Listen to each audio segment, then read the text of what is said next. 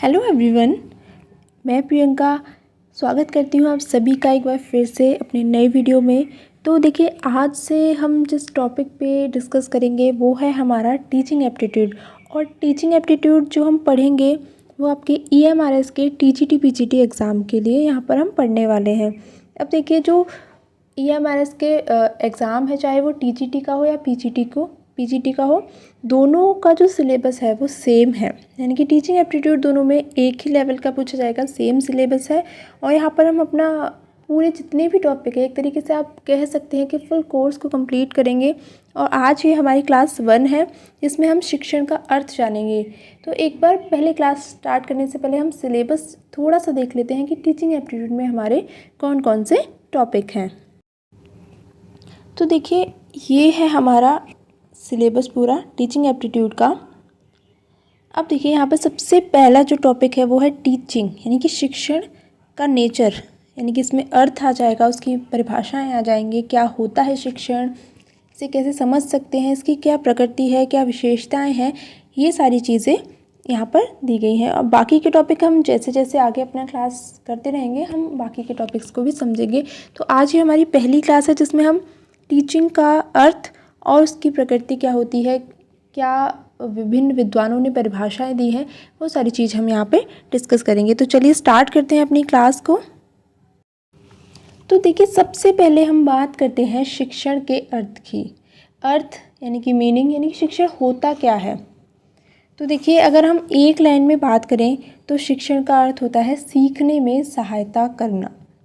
ठीक है, यानी कि कोई भी एक टीचर होगा, ठीक है, और वो क्या करेगा, अपने स्टूडेंट को या कोई भी व्यक्ति है जो दूसरे को सिखा रहा है, तो क्या करेगा, उसकी कोई भी चीज़ सीखने में हेल्प करेगा या सहायता करेगा। अब देखिए, कोई व्यक्ति किसी की सहायता कर सकता है, कोई गाइडेंस दे सकता है, लेकिन सीखना तो उसे खुद ही पड़ेगा। ठीक है, कोई सिखाने में सिर्फ मदद करेगा, सिखाएगा नहीं। अब देखिए, सीखने में क्या होता है, दो चीज़ें सम्मिलित रहती हैं। सबसे पहली बात करें हम प्रयास, यानी कि व्यक्ति क्या करेगा, सबसे पहले अपने स्वयं के प्रयास करेगा, यानी कि खुद के एफर्ट डालेगा। बिना प्रयास करे कोई भी चीज़ वो नहीं सीख सकता है। वो एक कहावत है ना कि प्यासे को कुएं के पास तो ले जाया जा सकता है, लेकिन उसे पानी पीने के लिए बाध्य नहीं किया जा सकता। उसी तरीके से हम किसी को सीखने के लिए बोल सकते, लेकिन उसे बाध्य नहीं कर सकते जब तक वो खुद से प्रयास नहीं करेगा। और दूसरी चीज़ क्या है कि वो अपने अनुभवों के आधार पर सीखता है। दूसरी चीज़ हमारे यहाँ पे अनुभव आ जाएगी, यानी कि इंसान प्रयास करेगा, प्रैक्टिस करेगा, अभ्यास करेगा। दूसरा उसके एक्सपीरियंस। देखिए, आप इस तरीके से समझ सकते हैं कि मान लीजिए, एक बहुत ही पुराना उदाहरण है ये, कि कोई बच्चा है, जब तक वो किसी गर्म बर्तन को छूता नहीं है, उसे नहीं पता है कि उससे जल सकते हैं और उसे नहीं छूना है। लेकिन जब एक बार उसने अगर वो गर्म बर्तन छू लिया तो दोबारा फिर कभी वो उसको नहीं छुएगा, क्योंकि उसे अनुभव हो गया है कि उससे क्या है, हाथ चल सकते हैं। तो पहले तो उसने प्रयास किया कि उसे छू लिया, क्योंकि उसे पता नहीं था, लेकिन जब उसे अनुभव हो गया तो उसने ये चीज़ सीख ली। ठीक है, या फिर आप अगर उसे बताते तो हो सकता है वो आपकी बात ना माने, लेकिन जब उसने खुद से अनुभव किया तब उसने वो चीज़ सीख ली। तो शिक्षण को हम क्या कह सकते हैं कि देखिए, शिक्षण में क्या होगा, छात्र होगा, शिक्षक होगा, साधारण तौर पर यही माना जाता है। तो जो शिक्षक होगा वो अपने छात्रों को क्या करेगा, सीखने में प्रेरणा देगा, यानी कि उन्हें मोटिवेट करेगा आगे बढ़ने के लिए, सीखने के लिए। जब वो क्लासरूम में जाएगा तो इस तरीके से पढ़ाएगा कि बच्चे प्रेरित हों। इसके अलावा वो उनका इंटरेस्ट उसमें लेके आएगा, यानी कि रुचि उत्पन्न करेगा कि बच्चों को सीखने में मज़ा आए। ठीक है, तो शिक्षक की एक बहुत बड़ी भूमिका होती है शिक्षण प्रक्रिया में। और देखिए, शिक्षक जो है वो एक कहते हैं एक मेंटर की भूमिका, एक गुरु के रूप में, मतलब हमें दिशा दिखाता है कोई भी चीज़ सीखने के लिए। जैसे कि अगर हम प्राचीन काल की बात करें तो प्राचीन काल में क्या है, हमारे यहाँ गुरु शिष्य परंपरा रही है, कि बच्चे गुरुकुल में जाते थे, वहाँ गुरु उन्हें सिखाता था, आश्रम में उन्हें पढ़ाता था, इसके अलावा उनसे काम भी करवाता था। जैसे वो अपने गुरु के लिए खाना बनाते थे, आश्रम की साफ़ सफाई करते थे, ये हमारे प्राचीन काल में होता था। लेकिन जैसे जैसे समाज बदला तो क्या हुआ, स्कूल्स हो गए जिसमें बच्चे जाते हैं फिर वापस अपने घर आ जाते हैं। तो देखिए, जैसे जैसे समाज बदला है तो शिक्षा भी अपने रूप बदलती रही है, यानी कि समाज बदलेगा तो शिक्षा के रूप में भी परिवर्तन हमें देखने को मिले हैं। इसीलिए हम शिक्षा के एक अर्थ की बात नहीं कर सकते। देखिए, शिक्षा के दो अर्थ हैं। पहला क्या है कि देखिए, शिक्षा का सबसे पहला जो अर्थ होता है वो होता है संकुचित अर्थ। तो देखिए, संकुचित अर्थ में अगर हम बात करें तो विद्यालय शिक्षा की बात करेंगे। देखिए, जैसे कि बच्चा है, विद्यालय गया और उसने वहाँ पे पढ़ाई जो भी अपने थे सब्जेक्ट्स वो पढ़े, उसके बाद वो अपना घर आ गया। तो ये तो हो गया देखिए शिक्षा का संकुचित अर्थ। लेकिन अगर हम शिक्षा के व्यापक अर्थ की बात करें, ब्रॉड वे में बात करें, तो क्या हो जाएगा, यानी कि व्यक्ति जो है अपने पूरे जीवन काल में कुछ ना कुछ सीखता रहता है। तो इसे व्यापक अर्थ में शिक्षा कहा जा सकता है। जैसे कि बच्चा स्कूल में जाता है, 5वीं क्लास में उसने सारे सब्जेक्ट्स पढ़े, फिर वो क्लास जो है उसने पास कर ली, फिर वो 6th में आ गया, 7th में आ गया। तो ये हो गई एक संकुचित अर्थ में शिक्षा। लेकिन व्यापक अर्थ में क्या है कि जैसे आपकी मम्मी है, उन्हें पहले आप कीपैड वाला फ़ोन चलाते हुए आप लोगों ने देखा होगा, लेकिन आजकल क्या है, आपके जो पेरेंट्स हैं वो एंड्रॉयड फ़ोन यूज़ करते हैं और ये उन्होंने सीखा। तो ये भी क्या है, एक तरीके की शिक्षा है। और ये क्या है, व्यापक अर्थ में, यानी कि व्यक्ति पूरे जीवन काल में कुछ ना कुछ नया सीखता रहता है। या फिर ऐसे कह सकते हैं कि एक और तरीके से मान सकते हैं कि कई बार क्या होता है, बचपन में किसी को पढ़ने का मौका नहीं मिलता है तो वो बड़े होके अपने आप से ही पढ़ना सीखता है या किसी के माध्यम से सीखेगा, हो सकता है घर के बच्चों से सीखे। तो वो भी एक तरीके की शिक्षा ही है, लेकिन वो अनौपचारिक शिक्षा है, औपचारिक शिक्षा नहीं है। औपचारिक शिक्षा वो होती है जो हम स्कूल में प्राप्त करते हैं। अब देखिए आगे क्या है। अब देखिए यहाँ पर एक लाइन और हम समझ लेते हैं कि जो शिक्षण और अधिगम है उन दोनों में गहरा संबंध होता है। कैसे होता है कि देखिए, कोई भी शिक्षक है, उसने शिक्षण कार्य कराया अपनी क्लास में, और जब तक बच्चे कुछ सीखेंगे नहीं, जब तक बच्चे अधिगम नहीं करेंगे, कोई नया चीज़ सीखेंगे नहीं, तब तक हम ये नहीं कह सकते कि शिक्षण प्रक्रिया हुई है, क्योंकि अधिगम के बिना शिक्षण प्रक्रिया पूरी हो ही नहीं सकती। ऐसा नहीं है कि आप आए, क्लास में पढ़ाया, चाहे बच्चों को समझ आया ना आया, आपको उससे कोई मतलब नहीं है, तो आपने शिक्षण कार्य नहीं कराया।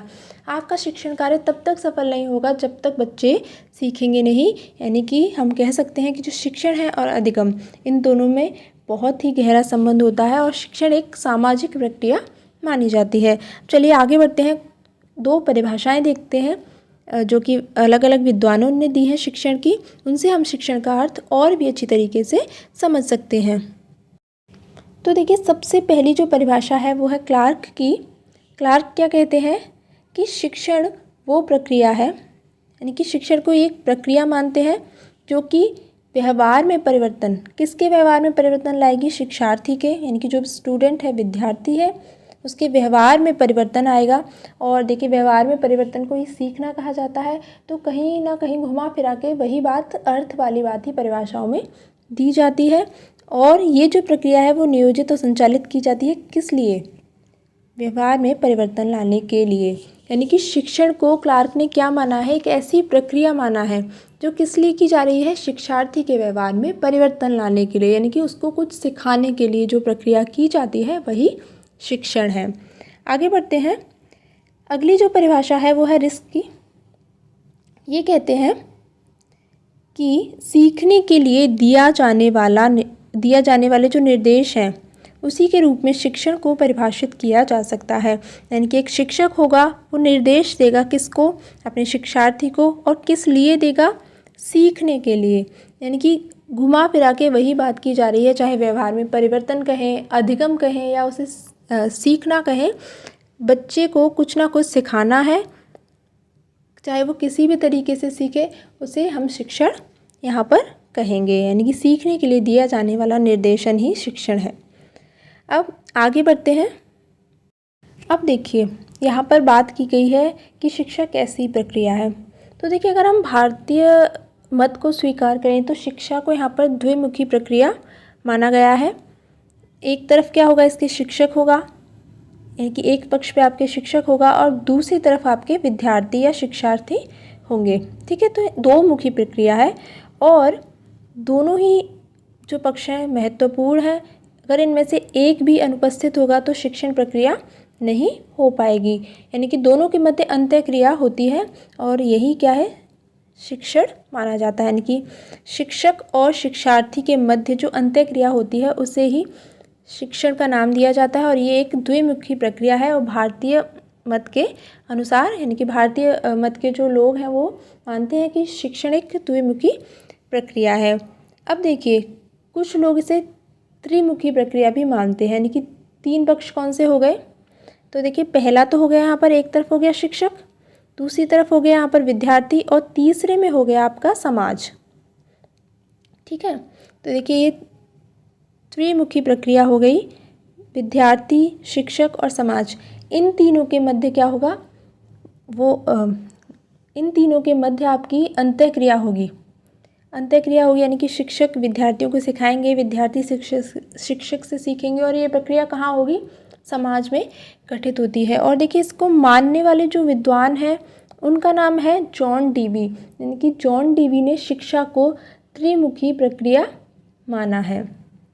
और कभी कभी क्या होता है, तीसरे मुख पे विषय वस्तु या पाठ्यक्रम को भी रख देते हैं तो वो भी समाज के अंतर्गत ही आ जाती है। यानी कि तीसरा पक्ष जो है समाज या विषय वस्तु या पाठ्यक्रम हम कह सकते हैं। यानी कि एक पक्ष पे आपके शिक्षक, दूसरे पे विद्यार्थी और तीसरे पर विषय वस्तु या पाठ्यक्रम जो कि समाज के अंतर्गत ही आता है। और ये आपकी मानी है जॉन डीवी ने।